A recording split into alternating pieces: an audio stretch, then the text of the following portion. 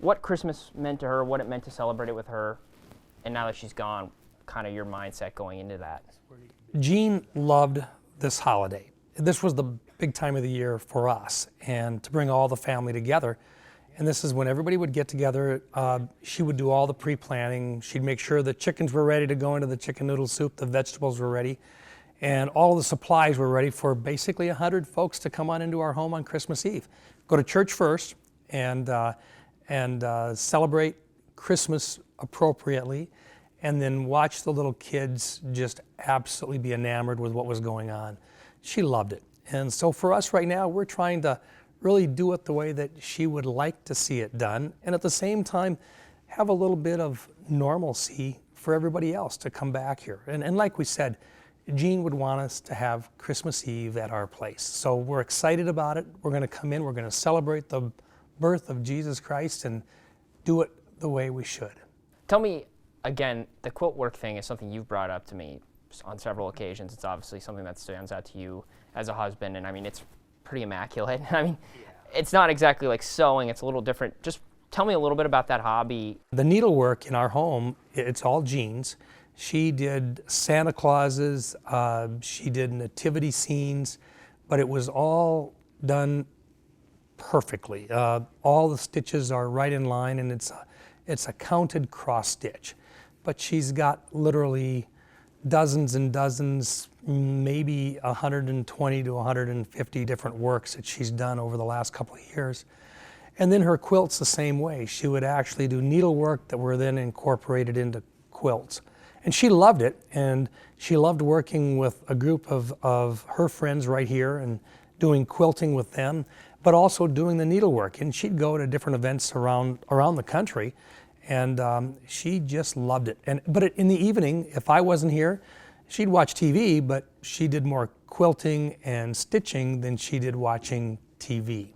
So for her, it was something that she looked forward to. She was really good at it. But for the rest of us, it's a legacy that we can pass on. So each of the grandkids, they each get part of that legacy in terms of the cross-stitch work that she did, and hopefully it reminds them of Grandma Jean. You know, changing subjects a little bit, Jean kind of reminded me of you in the way that she was like very much a smooth operator, like never seemed to, and I only met her on a couple occasions, but just never got too high, never got too low. How instrumental was that for you as a two-term former governor, senator, you know, at one point a state legislature? How key was she to you in terms of your political career and helping you advance it? She kept the home fires burning. She made sure that the family was together.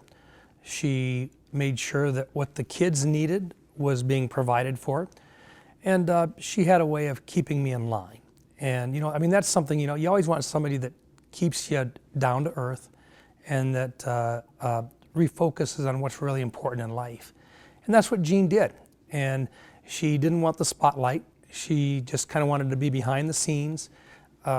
She wasn't timid, but she understood that she had a role to play, and she did it very, very well. I tell people that, you know, you can go out and you can work on things as long as you're secure in knowing that everything at home is okay. And that's what Jean did. And she took on that role. I never would have went to Washington if it wouldn't have been that Jean said it was okay to do it. And in fact, when I first ran for governor, you know, I mean, I wasn't going to do it. And she finally told me that I'd made the wrong choice and that I needed to run for governor. And I said, do you mean you wouldn't mind? And she said, as long as I don't have to make a speech and as long as you never run a negative ad. And I kept my promise on never running negative ads. But I think some of my team members talked her into doing a few speeches. How did you meet Jean?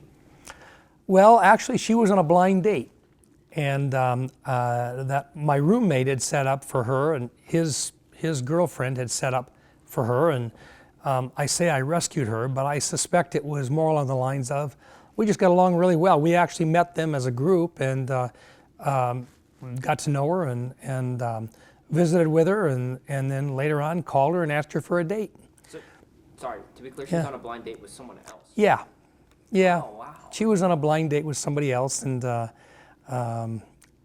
wasn't working out the best, and she ended up joining our group for the rest of the evening, and everything after that's kind of history. Do you guys ever just joke about that story? Oh yeah, Pretty funny. on a regular basis. She would say that I rescued her from a blind date, and I said, yeah, but the first time I asked you out, you said no because you had to go to your brother's graduation, and I thought that was a brush off, and so I wasn't even going to ask her out again. I figured once is enough, and I'm moving on, and we ended up getting together at that same. My roommate and his girlfriend were getting married, and we actually met again then at their wedding, and we actually got along good again there, and that's really when things started to take off for us. And we were married, a little over a year later. Is there a certain memory or personality trait or thing when you really miss her that you just kind of just pops into your mind, like that one thing? It's her eyes. Her eyes. They just understood. There was something there that was very sincere, and I've thought about that. I think that's what brought her to me in the first place, and it's something I'll never forget. Yeah. You know, I think obviously people, generally speaking, people in South Dakota are most familiar with her as First Lady. What did it mean to you to get, I mean, I was really impressed with the amount of support and just well wishes that have poured in for you over the course of the last few weeks. What did that mean to you? It's still happening, and there are still people that are making contact with us. I had a phone call last evening here at home, and the lady said, you don't know me from Adam, but she said, I just saw you downtown, and I had to just call you and say, I'm sorry for what you're going through, and I wish you the best. And at the same time, if we go into a store, people still come up and want to give us a hug and just say, we know it's a tough time. But there's something else there as well, because there are so many people out there that have had similar circumstances to where they've lost somebody close to a holiday. And for them to be able to share it and to understand that it's okay to grieve, but you still move forward. So let's not try to walk away from the grief, but let's also recognize that our loved ones are in a better place right now. And what they'd want for us is to move on, to continue, never to forget them, but to continue on with our lives as well. And that means to celebrate the holidays. So this holiday, yeah, it's going to be different, but it's still a special time of the year, and we should still celebrate Christmas. This is obviously, the cancer was something that she battled for well over a year. Close to 3 years. Yeah. I mean, what did some of those conversations look like that you had with her maybe down the stretch in terms of your next step and what she wanted you to do? They were always positive. We were absolutely going to win this battle. And in fact, right up until 5 days, I'll wait. You want to just hang that up for me, please? I'll come back to it. We'll revisit that. Yeah. Just, I'm sure it's potential spam, so.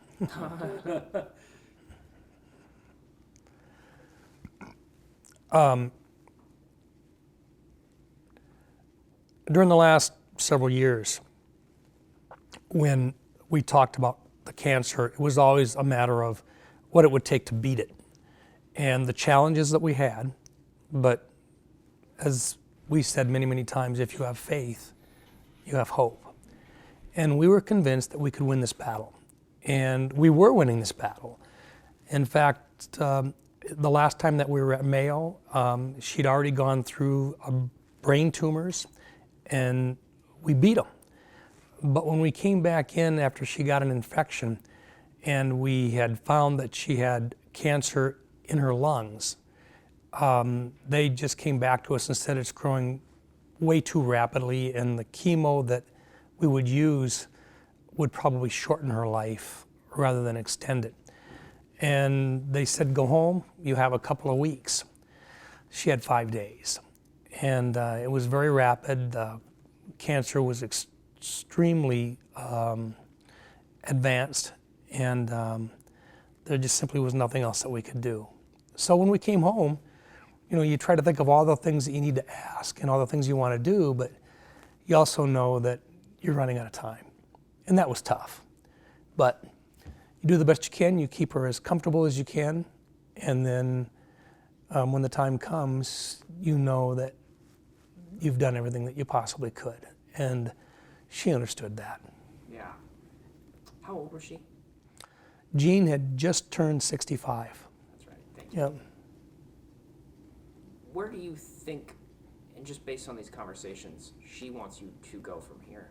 Just broadly speaking. You know, I think, first of all, I never would have went to Washington without her blessing in the first place, or at least tried to go to Washington. And you know, this isn't something that is my choice. This is one that you literally have to ask the voters of South Dakota whether or not you're doing a good job and whether or not you should continue. And this last year, when I was up for election, we talked a lot about it and decided that it was best if I continue on. And Jean was adamant about that. She said, you know, you've been through your first 6 years, you're gaining some momentum, you're gaining experience, and it wouldn't be fair if you simply walked away right now and somebody started over again.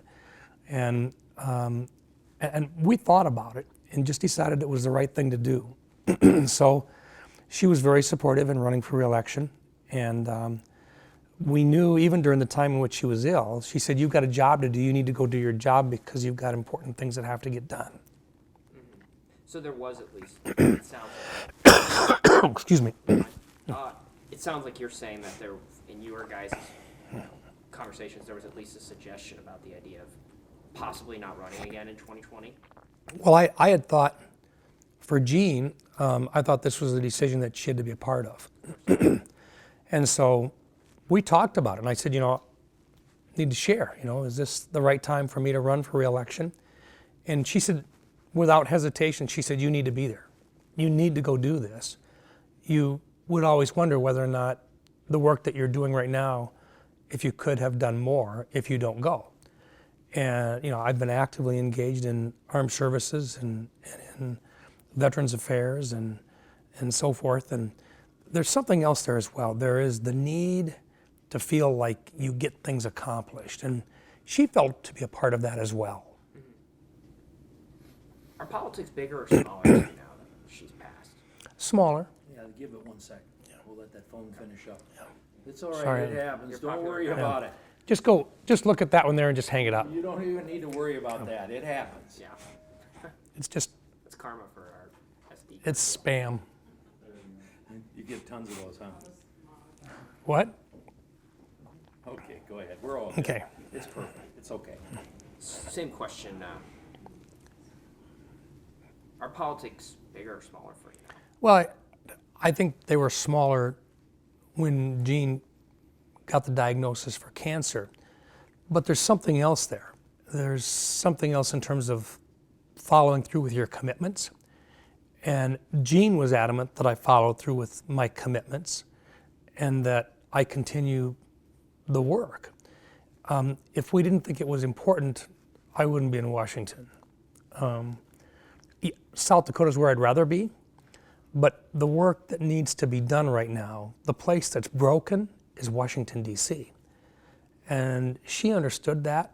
And the frustration that we all have in Washington right now is real. It does not work the way that it's supposed to, but simply giving up on that and walking away from it doesn't make it better. So there's a group of us up there that really do want to make a change. We really do want to bring back some civility. We want to bring back the ability to work across the aisles. Jean believed in that. She thought that was doable. But the only way you get to that point is by gaining some years in service there, gaining that seniority that it takes to be able to make decisions and to be a part of that leadership process. And that's what we've tried to do. I think we've had some success. They're not items that make the news, but they're things that have already started to make some things better in Washington. Mm-hmm. Did you at any point, and I know you say you obviously re-election was a gimme, but maybe as things got worse here over the last couple months, just ever think about walking away? Did the thought ever cross your mind? No, not really. It's one of those things where if you commit to do a job, you shouldn't walk away. I've told people, I never thought of one job as being a stepping stone to another job, at least in public service. This one needs to be done, and it needs to be done correctly. And I think organizing and bringing more people into the concept of actually having discussion again in Washington, actually talking about things in Washington, finding a path forward, and taking the hard liners on both the left and the right and recognizing that they may have ideas, but they shouldn't drive the story is important. When we make decisions in Washington, it's got to work for the entire country. People forget that. And I think part of the role that I play now is to try to bring people together and say we can have great discussions and we can have disagreements, but we don't have to be disagreeable. We need more of that in Washington. So for me right now, that's my project. That's what I'm working on is finding a way to work with people on both sides of the aisle, but never forgetting the values that we bring from South Dakota. I suppose you've been to Washington now twice. 7 years. Well, since Gene passed, you've been there like twice. Yeah, 3 times, yeah. 3 times. You say politics feels smaller. What does that look like in practice when you're actually back in Washington, you know, defense bill, and all these kind of items? What does that look like in practice? You get a little short with people when they're just messing around looking for political gain. And you recognize that the time that we have wasted in Washington not getting our work done, whether it's the National Defense Authorization Act, which should have been done in July, August, and September, the appropriations process, which is not going to get done this year. We're going to do a continuing resolution. When you look at the WRDA bill, which is what we do for water projects, when you look at the multiple number of nominations that the president had asked for that never even were brought up for a vote, those are the things that frustrate us. And those are the things that we have to refocus on. And part of it is just time management. And I look at the amount of time that has been wasted in Washington because leadership has not put a priority on getting the most important things done. And that's a frustration for me, but it's one that I have to share with others and say there really is a better way to do it. And if we can do in literally 40 days and nights here in South Dakota in a legislative session, do all the work and walk away having the appropriations done 3 months in advance, Washington, D.C. could learn something. And the only way that it happens is if those of us that understand the value of time continue to push and insist that the leadership, the individuals responsible, start making the right, timely decisions so that the rest of the world can see a functioning republic in these United States. You know, the way you talk about South Dakota politics versus Washington politics, you know, I would be inclined to believe that you seem to like it more here. Has it ever crossed your mind trying to come home in any capacity? Well, look, working as governor was the greatest job in the world. And I had the privilege of doing that for 8 years. Now it's payback for me, but I think this is really important because this is really where Washington or our government is at the most dysfunctional level, is in Washington, D.C. Simply giving up on that, I don't think is the right thing to do. Do I get asked about it? Oh, absolutely, literally on a daily basis. People ask you on a daily basis. Would I come back? Yeah. Yeah. And my message is look, I have a job. I've got a full-time job. And it's one that, while it is extremely frustrating, it's very important that we get done. And so for me, no, I'm working on this thing here. I think we can make a difference in Washington. And I think that's the way Jean felt too. She felt that what we did was making a difference. And we talk about it. And I could tell her, you know, we got this thing moving. We got that project going.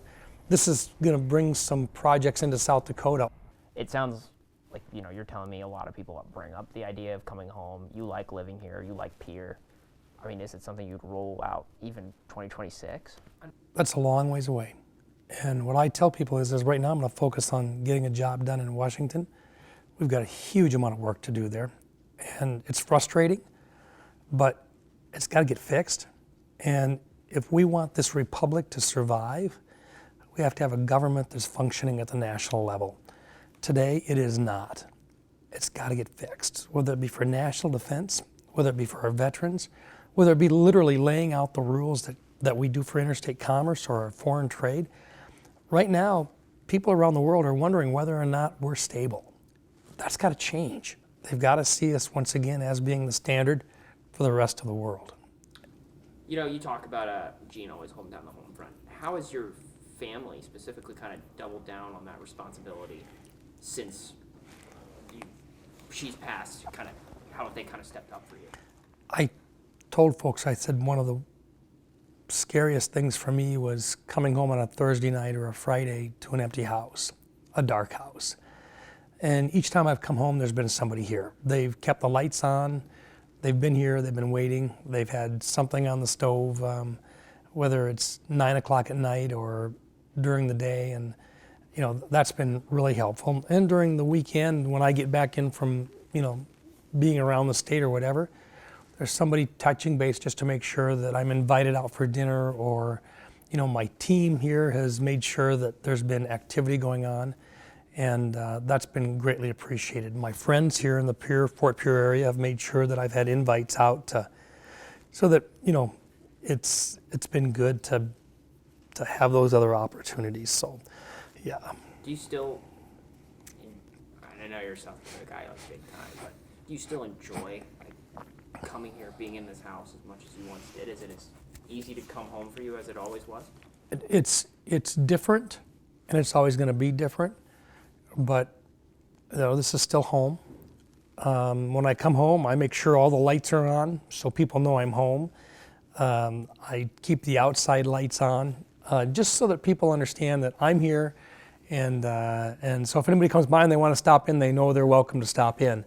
And you know, friends, neighbors will stop by and say hi, how you doing, and then that's always greatly appreciated. But regardless of where I've gone, here in the community or in the region, folks have taken the extra time to step up and just say, we feel for you, we wish you the best, you know, you're in our thoughts and prayers. And that really makes a difference. And that's part of what, you know, and the reason why we continue to talk about it is we're not the only family going through this. There's other families out there across South Dakota that are going through the same thing. They need that same support, and they need to know that you can't give up. You've got to move forward, and that our loved ones are in a better place. And they would want us to take the next steps to get through the grieving cycle and move forward. What is the one, and I know you would probably name them all, plenty. What is like the one thing, if you could leave South Dakotans with, this is what I remember about Jean, I hope this is what you remember about her too. What is that one thing? She was strong. She loved family. She was a rock. And she never, ever forgot what was most important in life. Her faith guided her. Her family was the most important thing. And she never put herself in a position to where she didn't have time to talk to anybody that wanted to visit with her. And she just loved to sit down and visit with folks, and she thought it was neat that they would stop by and say hi to her. And I think sometimes after you've been in public life for an extended period of time, you try to avoid that. And Jean wouldn't avoid it, she just never went looking for it. You know, I've met Miss Reynolds a couple times, Jean a couple times, but what really struck me is Katie, and I told you I had National Guard drill the weekend of her funeral, but Katie went to the viewing hours, and she came home, she's like, you know, I just hope I can live like Jean. I don't know, that's just something like, through this whole thing, she never met her, she just really struck me. Yeah, look, Jean got along with folks, and she didn't need to stand out, and she didn't want to stand out. She wanted to be a part of us, and she supported us. She didn't like the limelight at all. She wanted to just be in the background, and at the same time, it was hard for her to step forward as First Lady. She didn't necessarily look for that, but she also knew that she had a role to play in terms of leadership within the state. And that role that she played really was a supporting role, but she made sure that family was all okay so that I could focus on my job, working as a governor and now working as a member of the United States Senate. But that's what she did, was made it easier for me to do my job. You know, this is the one thing I'm truly curious about is, how, I mean, obviously the mansion gets built on your guys' watch. How much say did she have in, like, this carpet goes here, this tile goes here, this is how I want this back, like, how much of that was her? She was involved in every single aspect of building the new residence. We had input from other first ladies. We had input from the architect and the contractors. But when it came right down to it, she was the person that made the final decision in terms of the colors and working through what would work long term for the commercial side or the public side of the big kitchens, the colors that were coordinated, the paint on the wall, the styles that were put in to begin with, the cabinetry and so forth. She was actively involved in all of that. And the outside in terms of, you know, what it would look like as far as where the patios were at and the walkways and so forth, she was very actively involved in all of that as well. She didn't do it publicly, she just quietly did it behind the scenes. But we had lots of help from good friends, but she's the one that finally would make the last decision. In terms of yourself, obviously this never goes away. You just try to turn the corner while still being on the same street, I guess you might say. Do you feel a little better heading into the new year, and just as the support system's kind of wrapped around you, do you feel like you're maybe in a little bit better place than you were just a month ago?